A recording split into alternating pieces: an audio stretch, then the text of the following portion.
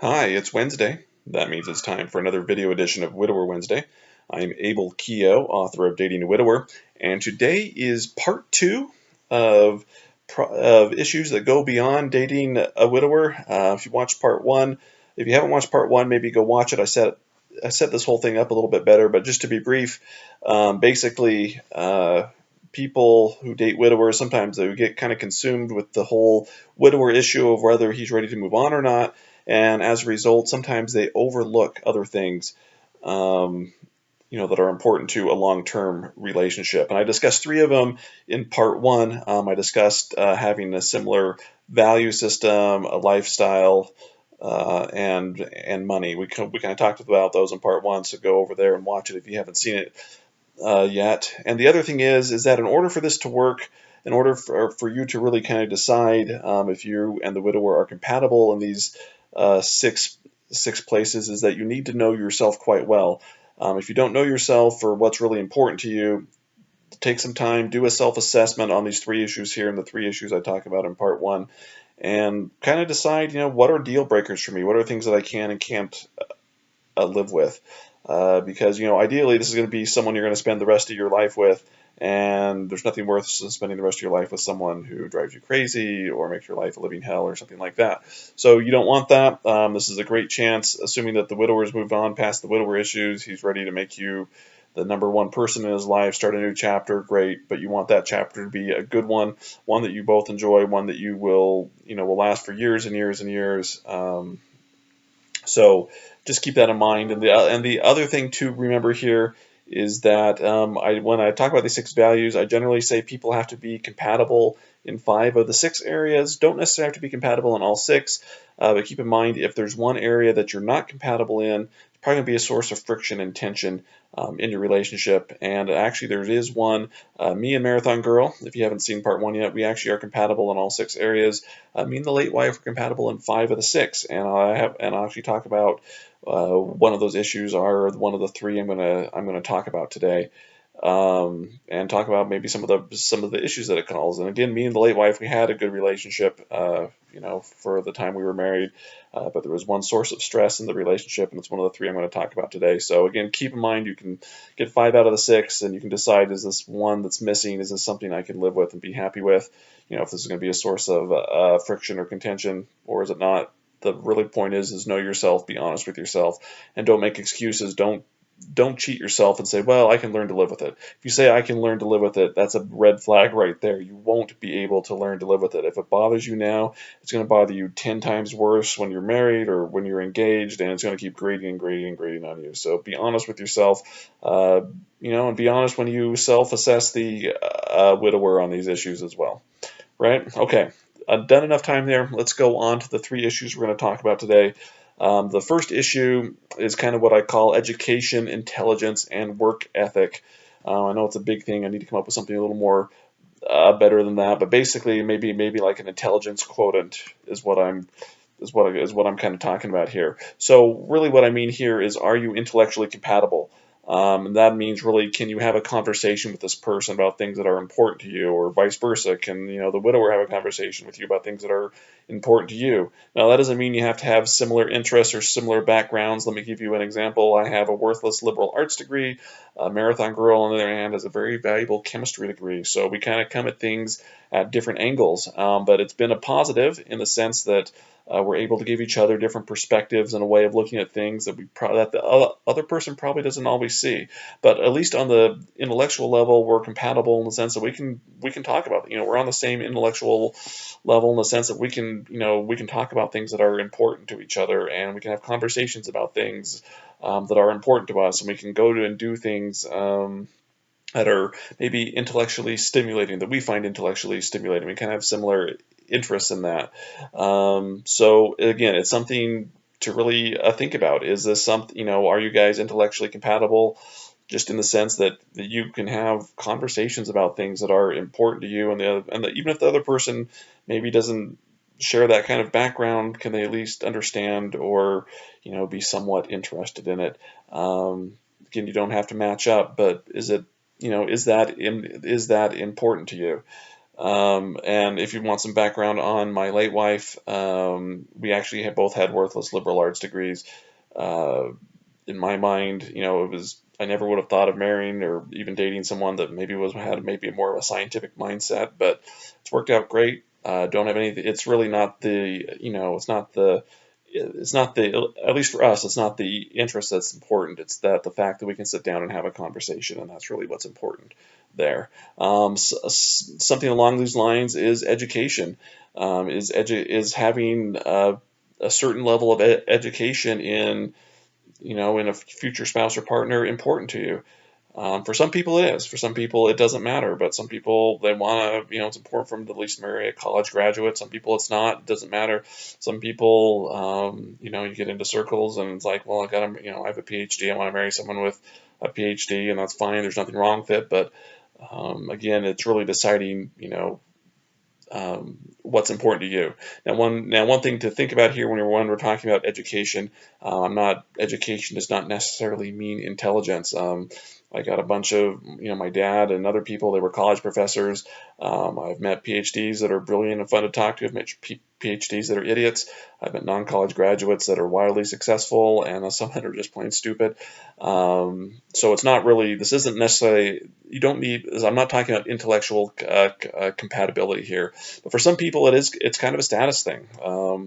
For better or worse, does the amount of education that this person have, or even what they do for a job, is that important to you? And for some people it is, for some people it isn't. But it's something you've got to go in there and decide for yourself. For me, it wasn't necessarily important when I was dating Marathon Girl. As I learned what the degree was in, I did want to marry a college graduate, though. I thought that would be, I was really looking for someone, we were going to have kids, and I wanted someone that could be a role model for our kids as well. To say, look, this was important to us. We did it. You know, it really wasn't important though if it was like a, advanced graduate degree or anything like that. I just wanted someone who went to school, went to some post high school. That was important to me. It was important to Marathon Girl. Hey, we click in that area. So again, there's no right or wrong answer here. I'm just kind of telling you what made me tick, what made Marathon Girl tick. But you got to be honest with yourself. How important is it that this person's intellectually compatible with you? Does it matter what their education is or what they even do for a living? Is it important that that you're that the widower yourself is home a lot? I don't know. I don't know. I can't answer that for you. Only you can. But again, you've got to decide: is this an area where it's important to me, or I don't care? Take it as you will, but again, be honest with yourself and do a self-assessment. All right. The fifth area, the second one we're talking about today, but the fifth area, and that is one of sex. Now, I have an entire video on the subject where we go into specific issues and into various widow-related issues, so I'm not going to go into a lot of detail here. This is just a high-level overview, but again, it's mostly just to get you thinking along these lines about some compatibility issues here. So, ask yourself, for example, how important is it to be with someone who shares your similar sexual beliefs and desires? If you're waiting for marriage to have sex, can you at least talk to them about it now? And are you willing to work on possible issues that come up? Can you talk openly and honestly with each other about issues that come up? If the widower yourself is masturbation or pornography or those issues, what is your stance on those? And is it going to be a big deal if the widower or yourself is involved in one? And it goes both ways here. Are there performance issues that you can or can't live with? Again, no right or wrong answer, but again, do an honest self-assessment. Ask yourself, this is what I'm getting into. Is it compatible or not? Again, do you have the same values? I've seen people where it's like, well, I want to, wait till we're married to have sexual relations, and I'm dating a widower who just wants to push forward and just do it anyway. It's like, well, how important is that to you? Is it really important that you wait? Then if it is, sounds like this person isn't the one for you. So again, it's about boundary setting and what's important and can you live with it? And like when you get into, again, thinking past the widower issues, but do you feel like when he's with you and not thinking about the late wife, things like that? Again, I have a whole video on the subject. Go through my videos here on YouTube. I think it's called Sex and Intimacy with Widowers, something like that. But there's a whole video if you want more depth. But really the purpose of this is to really get you thinking what's important to you in the bedroom, what's important to the widower. Are you compatible enough where you can be happy? And I'm not going to I'm not going to go into detail on this, but Julie and I are compatible in this area in our beliefs and things regarding this, so it's not an issue. We're a match.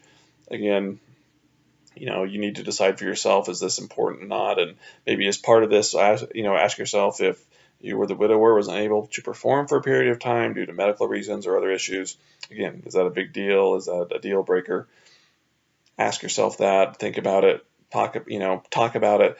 If you haven't talked about some of these issues, maybe sit down and talk about it. I would highly suggest that you talk about it before you get too serious with each other. So that's all I'm going to go into on that. Again, there's another video that I have in this video library here if you want to really go into some details on this. But really what you're looking for here is, are you compatible? And if not, is that a deal breaker for you? That's really what I'm trying to get you to think about here. So the final and sixth issue that we're going to talk about here is that of family. And I think probably if I look at all the issues I see when it comes to date outside of the actual widower issues of, is he ready to move on and start a new chapter, and I think about this is probably the biggest one that I see. It's also the one where the late wife and I were not compatible. I'll get into detail that in a minute. But it's that of family. And so, again, you're talking about family compatibility. A lot of times with widowers, you're blending families in some ways. You may have kids, the widower may have kids. You're going to blend them. If you don't have kids or one of you have kids, there's always the in-laws, things like that. So some questions to ask yourself in regards to family is, do you need a spouse that will put you first before other family members? A lot of times you'll see that they want to put their kids first. Again, I'm talking adult children here, not the needs of younger children, but do you need to be felt like you're put first, or is it a big deal is it not a big deal if the widower puts the needs of his adult children before you, or the needs of his in-laws or former in-laws before you? Another question to ask yourself is, what roles do you want to have in a marriage to be happy? Is it important that one of you stay at home? Maybe if you have younger children, it's important that you both work. Are there roles as far as, who cooks dinner, or who cleans the house, or who pays the bills, or who takes out the trash, or, you could go on and on and on, but, kind of understand yourself. What parenting roles, or what spousal roles, I guess, do you need in order to live with each other and be happy? And does the widower feel the same way? Does he feel differently? Is this something that maybe that you're really compatible in, or not? Can you live with it if you're not compatible? Again, I don't know the answer to that. You've got to do yourself a assessment. Since a lot of times you're dating widowers and they have kids, maybe adult kids or younger kids, ask yourself, what step parenting issues are you willing to face? Are you willing to face step parenting issues? There's lots of issues, and I have lots of videos on this. Go through my videos. There's lots of videos I have 3 videos about dating a widower with younger children, and 3 about dating with adult children. And really, it's talking about these family issues here. Is what can you live with? What are there step parenting issues that you can't live with? If you have even adults or younger children living at home, is this something that you can really do and live with? And I can't answer that for you, but you've got to be honest with yourself. If you're younger, a lot of times it comes up, do you want more children? If yes, how many children do you want? Is it important that you have a child with a widower? Again, that generally applies to people that are younger, but for some people it's important. Some people it's not a big deal. But again, what if the widower wants children and you don't, or you want children and the widower doesn't? Is that a deal breaker for you? Again, I can't answer that, but it's something to be thinking about. If you're younger and you feel like you don't have a family. Sometimes you see women marrying widowers or with widowers, and they have the kids, and she doesn't, and maybe she wants a kid. Again, there's lots of different variations and factors you can put in here, but what's important is decide what is important for you. So again, Marathon Girl and I in this area are 100% compatible. We have, well, 99.9% compatible. There's always a little stray thing here. Don't freak out if you're, I guess I should say that in advance, but don't freak out if you're not 100% compatible. If you're 95% there, odds are it's going to work. So we basically have similar, like parenting styles, parenting values, issues of putting each other first, things like that. We're basically compatible. Occasionally a stray issue comes, but don't freak out if you're not 100%. Just ask yourself, is this 1% something I can live with or not? But again, Marathon Girl and I were very compatible in here, but as I said at the beginning, not compatible with the late wife. So let me just, in a brief overview, the late wife, loved her, she was wonderful, but she constantly put the needs of her family first. And if you want maybe some details on that, you can read Room for Two. But there's a lot of times in our marriage that I felt like I was second best to the needs of her family.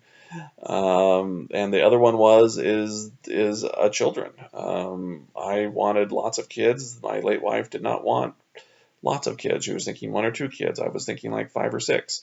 Again, was it a deal breaker? Probably not. Obviously, I married her, and we had a great marriage for the almost 3 years we were married. But I will point out that every source of stress and every source of friction in our marriage came from these issues where we were not compatible. So I'm just putting it out there to show you that as you're making these assessments, I'm sharing this. I don't really share a lot about the late wife in these videos, but I'm sharing it just to illustrate a point that as you're going through and reading these and listening to these 6 things, watching these 6 things, however you're choosing to consume it, is, do you know yourself? If, again, I say you can probably be happy with someone if you have 5 of these 6 values covered. But on the one value that's not covered, whatever it is, can you live with it? And are you willing to have this be a source of stress in your marriage? I can't answer that for you. That's something you've got to do.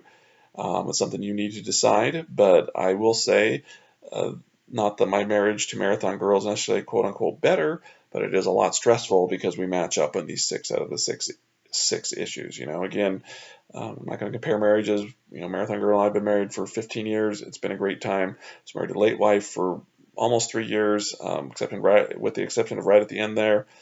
It was a good time as well. But again, this is something you need to kind of decide for yourself. I'll just review the 6 values really quick as a quick summary.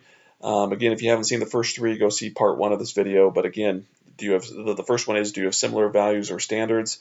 The second one is do you have, it talks about a lifestyle, so what you like to do in your free time, your recreational activities. The third one is money.